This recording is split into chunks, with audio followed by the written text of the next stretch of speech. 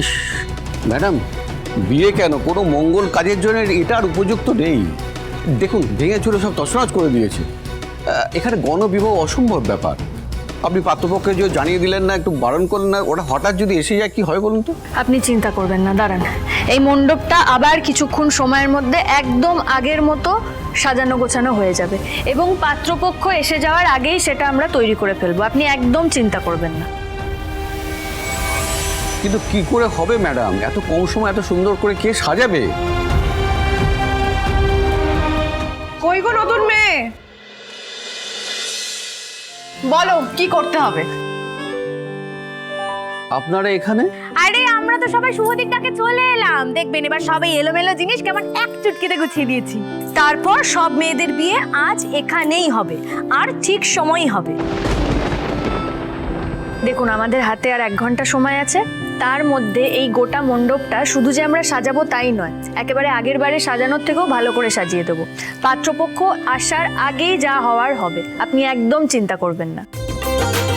আর রিনাদি, তুমি একটু মেয়েগুলোকে সুন্দর করে সাজিয়ে দাও না। ওরা কান্নাকাটি করে চোখ মুখের এমন অবস্থা করেছে যে তাকানো যাচ্ছে না। আর কমলি, এই দিকটা গোছানো হয়ে গেলে তুই একবার রান্নাঘরের দিকটাও দেখবি, ঠিক আছে?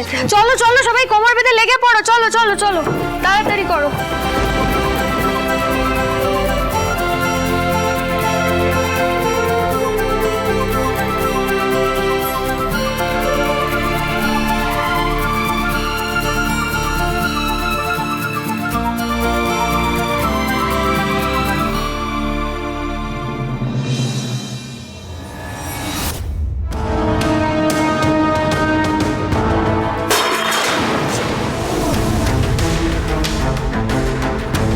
কি হলো এটা?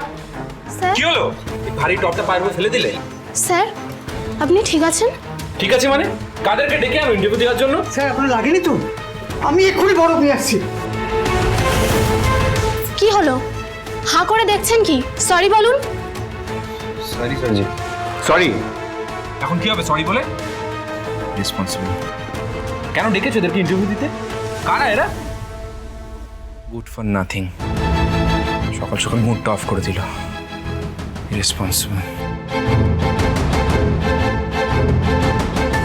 এভাবে যাওয়া আসার রাস্তায় দাঁড়িয়ে থাকার মানেটা কি?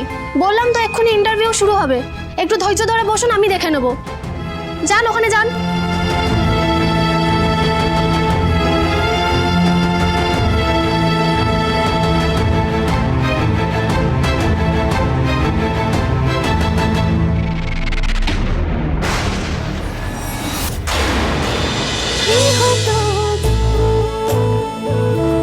গৃহপ্রবেশ সোম থেকে রবি রাত 10টায় স্টার জলসায় ও জিও হটস্টারে।